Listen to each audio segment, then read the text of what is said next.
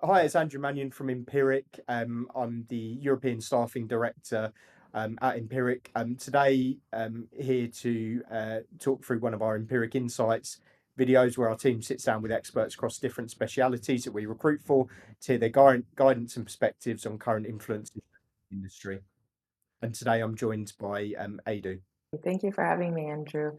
My name is Erdoo Tor-Agbidye, and while I was born in Nigeria, I was raised in the US, and from there, I traveled throughout the US with my family and ended up living in Oregon, Arkansas, New Jersey, New York, and DC. And I pursued social sciences, then did more of applied psychology and understanding how people behave in systems and how to influence them for different decision making, and I was able to intern with an incredible variety of institutions like the United Nations, the New York City Board of Education, and then I later went on to work for US Department of Homeland Security. And then I got really curious about living abroad again and ended up living in Spain, where I pursued my MBA in big data and technology. And I worked with the Olympics. And then I relocated to the Netherlands to continue pursuing working in sports and data management, where I am based now. I sort of saw your recent LinkedIn post about the kind of value of bringing your full self to work and standing out instead of camouflaging. How has this shaped your leadership approach? And how can technology professionals do this without feeling exposed? First and foremost, it's really important to be competent and capable. So, really know the area of expertise that you bring to the team. And then, next, particularly for a leader, you want to be able to connect with the humanity on the team. And an example of that is while I was working with the Olympics in Spain, it was a very international and diverse team. And we were working on social media analytics. And there was a lot of fun, creative content and quips and really funny jokes and things that were going on social media. But the work we were doing was really intense. A lot of data analysis. We were creating dashboards, doing machine learning algorithms to try to better understand the audience. And I realized that that created a lot of tension with the team. And I drew back on my experience from improv and acting back in college. And I thought icebreakers and those kind of fun things could also spice up the dynamic. So I would introduce riddles or jokes in our weekly meetings, and it loosened up the team because then we were able to connect more with the content that we were analyzing. And then people felt more comfortable to approach me and ask me more complicated questions about how to deliver their work.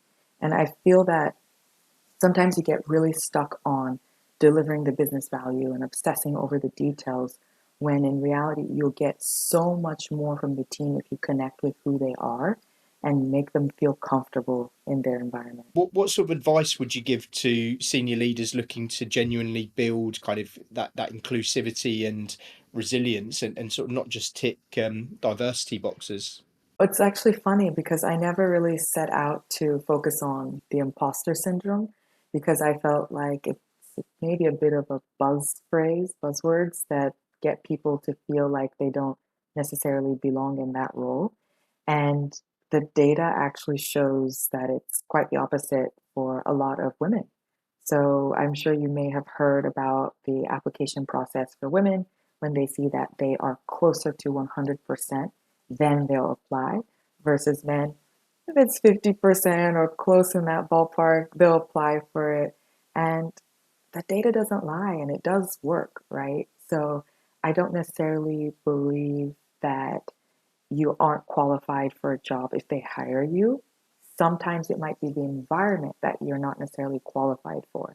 And that's where it's really important for leaders to take the responsibility and the onus on themselves to create those environments. Because what ends up happening is that you hire someone who's diverse and they check a lot of boxes, but then they are now also tasked with bringing awareness to having them there.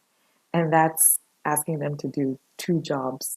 And that's not really how you'll get the most out of that new hire, right? So I think it starts with leaders who create environments that would be receptive for employees. So that means doing the research, engaging in maybe some cultural events and workshops, and doing that hard work on the front end before you hire. And then also for candidates, I would say think long and hard about some of the environments you may be entering into. If you don't necessarily see yourself represented, go for it, but go for it understanding that you will need to bring your authentic self to the table, but you will have to work on that culture. So I would say it's twofold. For leaders, create a great environment that encourages diverse people to join. And then for hirees, go for it, but go for it knowing that you should feel comfortable going into that environment yourself too, not just to be a representative for that diversity. What are the lessons that you've taken from kind of adapting data strategies to kind of very different industries? So I've worked in corporate, I've worked in nonprofit, I've worked in federal government, city government, and all of those areas, there are about three different metrics that are very different across all three. The first would probably be benefit. So the definition of benefit varies in different sectors. So one may say benefit is how much we save. Some may say benefit is how much we gain or our public image and our persona. And then the next, I would say insights. So insights could mean different things. So what is the value that you're ascribing to the data? That varies when you're looking at the games because you're trying to identify who's watching what, how often, and how to increase that. And the insight that you get from that can be as granular as recommendations or creating personalization and understanding the user's engagement, the length of time, which commercial partners should be at the forefront of certain sports or certain events. So that's also really important. And then the last that I would say is the most varied metric would be speed. So working in federal government or nonprofit, there tends to be a lot of red tape. And so speed can mean a few months. And when you work in certain corporations that maybe have a bigger budget or a stronger appetite for break and fix later or fail fast, you find that speed could be within that week, the strategy changes. And so that can be exciting, but that can be challenging and it requires you to learn how to deliver business value across those different metrics while understanding what the true motivation is at the heart of any organization. Thanks for that, Ado. Um, and so when discussing that kind of mentoring and kind of upskilling of emerging talent, you kind of emphasize growth and learning. What methods have kind of had a lasting impact for you, either as a mentor or as a mentee? And how can organizations utilize these for sustainable talent growth? So I have been fortunate to have an incredible set of mentors as well as being able to mentor um, graduating students or people who are peers. And I find that there is a approach, a strategy, and it's called the 70-20-10 approach. So 70% you should be doing hands-on, project-based, and your mentor should be someone you're shadowing, or you find someone that you can shadow this work that you're trying to improve or the skill. And then 20% is that you do an independent case, you're trying to develop the use case or business case, and then 10% is the learning that's online or in a classroom. I find that having mentees that have recently come out of school, it can be really shocking to them when they realize that all that they spent learning in the textbooks and in the classes can change in real life and needs to be adapted to a different industry. And like I mentioned, how speed, benefit, and insights can be different. So once you get into applying theory, the 70% helps you see the nuances, and that helps you take on the expertise and experience from people who have been doing it for much longer than you have. And then the 20% where you have an independent case is where you really test whether or not you've picked up the knowledge that you have set out to learn. And then you can check back with your mentor, you can check back with other people who have worked on this, and then get a good sense of being able to work on it independently. And that's when the skill cements itself. And then the 10% would be where you can get the foundational knowledge that should color the language or the terminology so that you can speak the language of what the experts are speaking. And having studied applied psychology and developmental psychology as a focus for many years, I would say that I've seen this work so many times, and it's a perfect recipe for really adopting a new skill.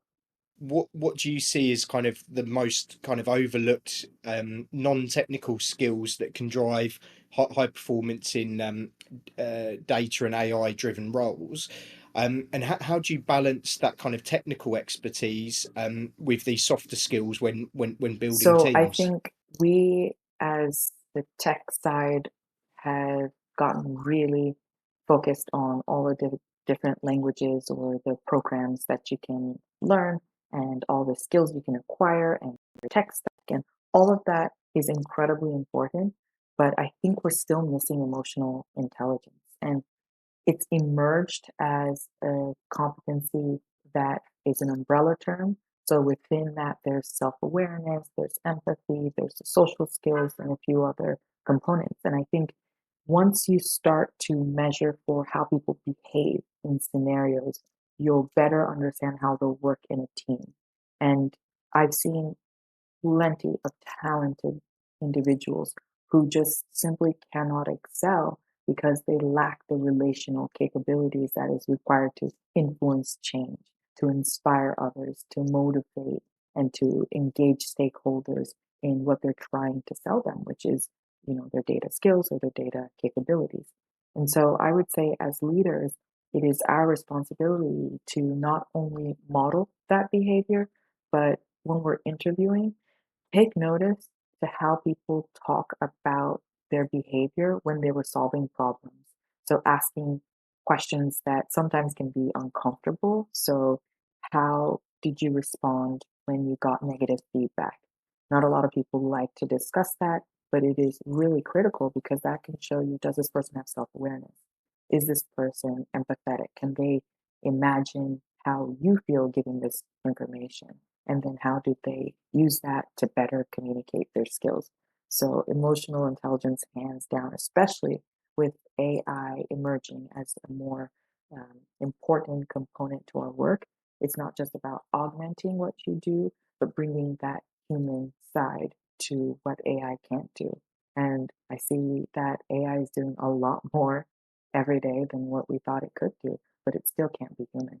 How should kind of both senior leaders and job seekers think about kind of upskilling strategies? So you sort of mentioned AI and kind of the impact that's having, within organisations. What should kind of senior leaders and job seekers be thinking about to kind of upskill themselves in 2025 So I and think the beyond? thing that AI has brought to the table has been the wealth of information that can be programmed, right? You can teach your AI various prompts to be able to give results, but that requires a lot of understanding of how the fundamentals behind the large language models work. So learning data governance is a key skill, understanding that garbage in, garbage out, as classic as that statement is, it is even more true with AI. So you have to really understand, what does our data management look like, engaging the engineers as well as architects in building out what your vision is connected to the business. The next skill I would say is being able to interface with the business much more through data literacy. So being able to explain that if you want to create certain programs that will track, let's say, shipping and receiving, demand, planning, you have to understand how much data is going into those models and to make sure that it's clean, it's reliable, and data quality is sound. So, besides data management, data governance, and data quality, I would say being able to have better stakeholder management as well.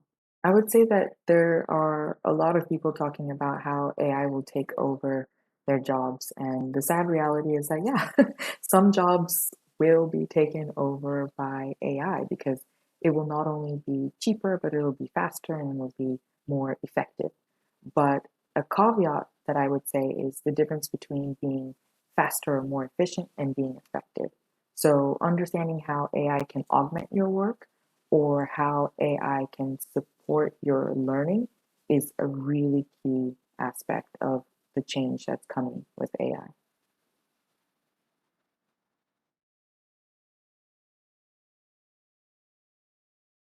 Yes.